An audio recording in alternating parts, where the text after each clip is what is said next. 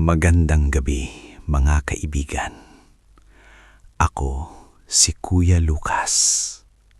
At ngayong gabi, ihahandog ko sa inyo ang isa pang nakakatakot na kwento mula sa ilalim ng lumang tulay sa Tacloban. Isang lugar na matagal nang iiwan, ngulit hindi kailanman tahimik. Sa kwento na ito, makikilala ninyo si Arnel. Isang batang naglakbay sa dilim at isang nilalang na laging nagmamasid sa gabi. Isang aswang na hindi mo makikita sa araw. Handa na ba kayo? Lumapit lang kayo. Ngunit huwag sumilip sa tubig sa dilim. Kuya Lucas, hindi ko alam kung paano sisimulan ito, pero gusto kong ibahagi ang nangyari sa amin sa lumang barko sa ilalim ng tulay sa Tacloban City. Anak, bakit ka pupunta doon sa dilim? Alam mo bang may sinasabing nilalang sa ilalim ng tulay?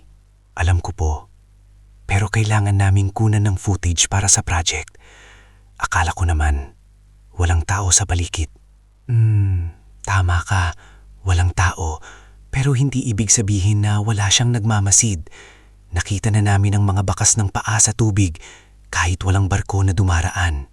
Nang kami dumating, may narinig kaming mahihinang hagikik at pag-uga ng kahoy. Akala ko po angin lang, pero naramdaman ko ang lamig sa leeg ko at parang may humahawak sa akin. Nakakatakot yan, bata.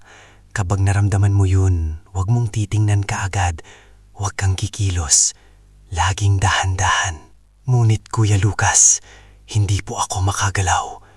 Habang naglalakad ako sa gilid ng barko, nakita ko ang malaking anino sa gitna ng tubig. Malaki, parang tao pero hindi tao. May mahabang braso at balat na parang baboy ramo. Nakakakilabot. At sinasabi nila, kapag nakatingin siya sa'yo, ramdam mo agad ang presensya niya kahit wala siyang katawan na lumilipat. Tumayo siya. Dahan-dahan lumapit sa amin habang naglalabas ng mga mahihinang bulong. Sa tubig, huwag kang lalapit sa ilog, huwag kang babalik doon sa gabi. Madalas siyang pumipili ng mga nag-iisa at kapag nakita ka niya, hindi ka na niya bibitawan. Pero Kuya Lucas, gusto ko po sanang iligtas ang barko. May mga gamit po kasi na mahalaga. Pero habang pinipilit ko pong lumapit, may nakita akong liwanag sa ilalim ng barko. Parang mata ng nilalang, nakamasid sa amin. Yan ang aswang sa tulay.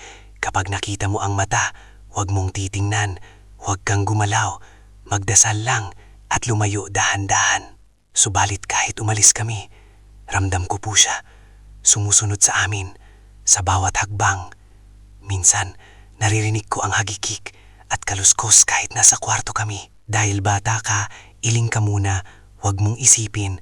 Pero tandaan, sa gabi, sa ilalim ng tulay, laging nagbabantay ang nilalang na iyon. Hindi siya lumalabas sa araw, pero kapag gabi, hindi mo siya matatakasan. Kuya Lucas, sinusulat ko po ito para magsilbing babala. Sana po maiparating ito sa iba. Huwag na silang lalapit sa lumang barko sa ilalim ng tulay. Makinig ka sa akin at sabihin mo sa iba, huwag lalapit sa ilog sa dilim. Kahit anong rason, huwag kang lumapit. Salamat po Kuya Lucas sa pagbasa ng liham ko. Sana po magsilbi itong babala.